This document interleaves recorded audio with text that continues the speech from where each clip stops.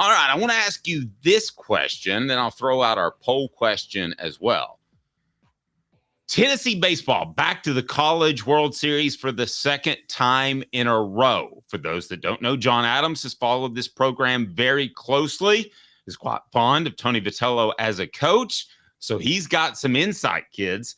Why is this team better suited than Vitello's other two World Series teams to have more success in Omaha, or is it, John? I think it is, Dave. But winning in Omaha is a huge challenge for anybody, no matter how good your team might be. Tennessee, of course, came one game short 2 years ago, didn't make it there, made it last year. This team is really a little bit more balanced. It's set a school record for home runs. It's second all time for single season home runs in the NCAA now. Has a really outside shot at catching LSU. I don't think that's possible because the Rosenblatt Stadium in Omaha is a difficult park to hit home runs in. It's a bigger park. But Tennessee players also hit for an average. They've got some speed. They can play small ball if they have to. In the second game against Evansville in the Super Regional, no, the first game, I'm sorry, they managed they did station-to-station baseball, advancing runners, that kind of thing. So they can do that too. You couldn't necessarily tell it by this Super Regional because the defense had significant lapses in each game. But this team is capable of making great plays on defense, run-saving plays. Kavaris Tears in right field is a great example of that because of his terrific arm. He's a good fielder too. The pitching, there's no dominant pitcher, but I think there's enough depth where this team can get through a World Series. Another factor that I like about this team, though it doesn't have a dominant pitcher, Tennessee's most successful team record-wise 2 years ago, all three starters were kind of alike. They were power pitchers.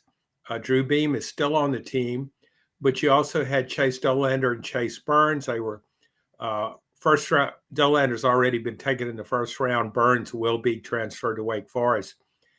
This team, all these pitchers are so different. A.J. Causey goes way low with his delivery. Nice mix of right-handers and left-handers. So I think this team has a good shot, as good a shot as anyone of winning the championship. I have two concerns with this team. You mentioned one. I'm going to bring up the other one to you. First, I remind you that John's appearance is brought to you by our good friend, Joe Neubert, and Joe Neubert's Collision Center. And Jeff is just a great guy. Joe Neubert Collision Center. That's where you need to go if you ever need any car repair work. 5th year, the second and third generations continue Joe Neubert's commitment. His vision of what this business needed to be, we still try to live up to that. Joe Neubert Collision Center. Okay, I want to go ahead and say from the get, I'm nitpicking, okay, John? I'm nitpicking. But are there times where it seems easy to say that compared to 2 years ago, this team has better focus, right? Because they were doing all kinds of goofy stuff on the field and giving the umpire the bird and all that stuff.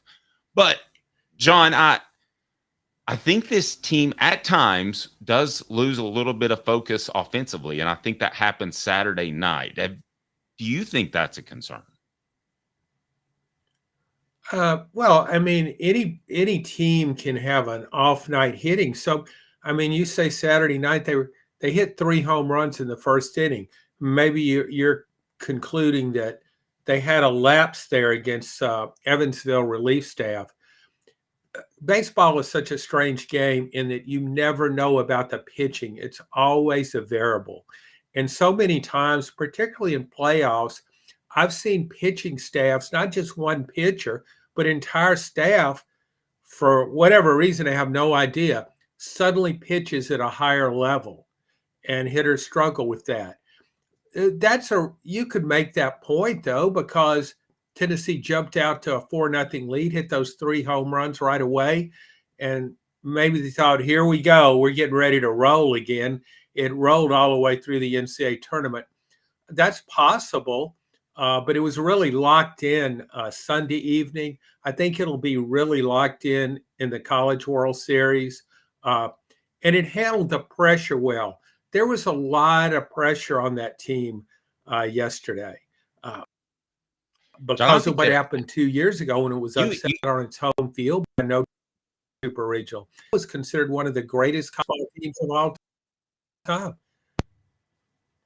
Go ahead. And you and I talked before the game yesterday, and I was kind of lukewarm on Tennessee after watching them and kind of getting a feel for. I thought Tony Vitello's press conference was kind of an in-your-face, hey, we're going to do this sort of thing, and I like that kind of oppositional defiance thing.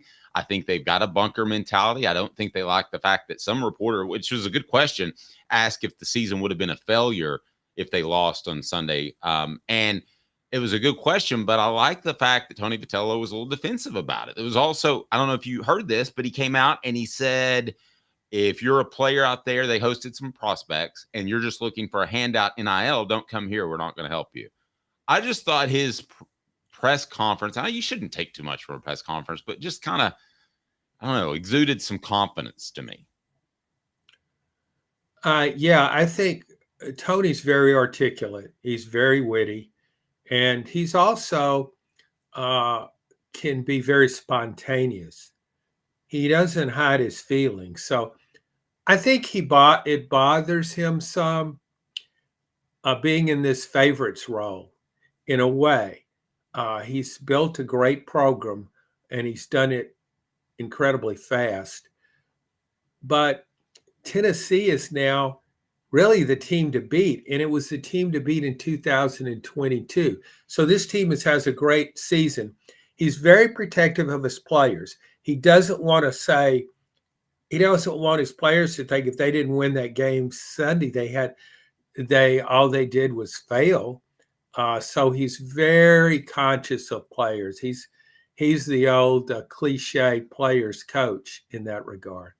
No doubt about it. I completely agree there. Portions of the program brought to you by our friend Rick Terry at Rick Terry Jewelry Designs. They want to be your jeweler looking for the affordable game day jewelry. They've got the Fire Opals, a Tennessee tradition, rickterryjewelry.com. The chase for 8 begins. I'll tell you more about that here momentarily, but your opportunity to win a fantastic prize from Rick Terry Jewelry Design. And John, now we get to what the H? What the? What was he thinking? Release the hounds. The Dave Hooker Show. Keep cool. A presentation of offthehooksports.com. All right. What the H could go in a couple of different directions. So can I go ahead and double blast What the H? Is that all right with you, John? Sure. Okay. Your show, Dave, not mine. I don't know. I'm just a hired hand stepping in. All right. I asked you before the game when we were planning out the show, would there be any pressure on Tony Vitello had he lost last night and headed back into the season? And I thought so, in the same way that Rick Barnes has some pressure to win and have a Final Four run at Tennessee. I don't think it means he'd be in trouble whatsoever. But, John, I'll ask you this, and it is our poll question. The pressure on Tony Vitello is nada, lifetimer, growing, needs to win soon, massive, needs to win now. How would you describe the pressure on Tony Vitello? From a fan perspective, I don't think there's any pressure on Tony Vitello. He's one of Tennessee's most popular coaches of all time. Rick Barnes, Tennessee's basketball coach, is also very popular with the fan base. So, yes, there's some criticism for not making it to the Final Four in basketball. We go through that each season. But the fans also they're still grateful to have Rick Barnes as their coach because they win so much and they always make the NCAA tournament. That hasn't always been the case. Baseball was 0, nothing, zilch, nada when Tony Vitello became the coach. So fans not only appreciate the success, they really like him personally. This guy's very involved in the community. He goes to supports other teams. He's just a really likable guy. If he weren't a baseball coach, he would still be very likable guy, somebody you would like talking to, hanging out with, I think. Like me. Not that I do that, but I've talked to him a lot, and I just think he